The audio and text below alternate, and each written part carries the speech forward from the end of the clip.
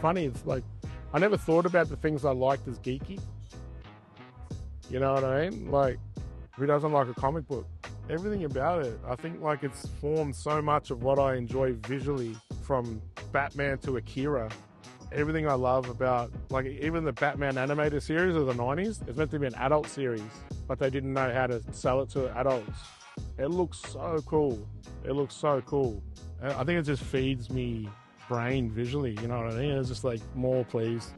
This is Adam Briggs, international heartthrob here in Lille, France, and I am an undercover geek.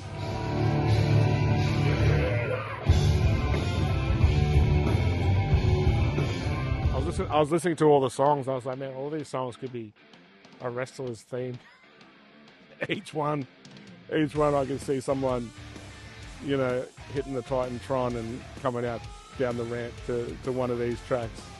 So like that was the whole, songs in the key of wrestling. And I was a kid in the Attitude Era. Good luck avoiding that. You know what I mean? Everyone got stunted and crotch-chopped.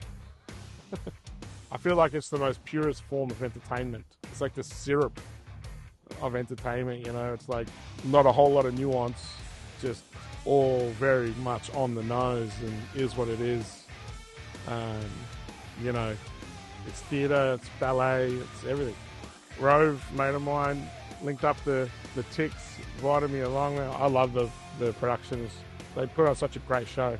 You know, Rhea Ripley was a homecoming, and that was Chamber. Hopefully get to go back again.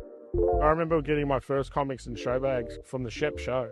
Everything in the 90s, like I was just like one of those kids that I needed to have all forms of entertainment. I just wanted to be entertained. I was a bored kid in country Victoria. I needed everything. I wanted cartoons, I wanted wrestling, I wanted action films, I wanted rock music, I wanted rap music. Comics were obviously a big part of that too. From DC to Marvel, Phantom, anything I can get my hands on. It was always just about being entertained. I love the X-Men, huge X-Men fan. I was in the 90s. Like, no better theme. Briggs is the best. Disenchantment was just a dream come true. You know, I'm working with the best of The Simpsons and Futurama on Matt Groening's new show. I don't know where to start. Like, I don't know what tidbit there is to regale about that other than it was huge. Writing jokes for John DiMaggio, the voice Bender, amongst others, King Zog. Every aspect of that was crazy and one of the best working experiences I've ever had. Everyone was super nice. I learnt so much. Everyone's so generous. I wish I had like a flashpoint to tell you, like, other than the fact that it was all very cool and everyone was the best. I love animation because that's what I really grew up on, like from, you know, Looney Tunes to Ren and Stimpy. Me and a friend were actually writing the Tassie Devil biopic, but they never went ahead. It was just one of those Hollywood things that just goes away. Krusty is like just my favourite character. He's so depressed. And it's just so hilarious to me, like the kind of character that Krusty is. I think I identify a lot with Krusty. And the exciting part is that there really hasn't been one yet. And like Australia they love those stories, you know what I mean? Australia loves a crim too, you know? Ned Kelly, Misty in Between, Chopper. Australia loves a crim, man. Like, what if they love a black crim though? That'll be the real test for Australia. Do you love a black criminal? Can you? That sounds like a Michael Bolton song. Can you love a black criminal? I'd love to make a film. I'd love to make my own animation.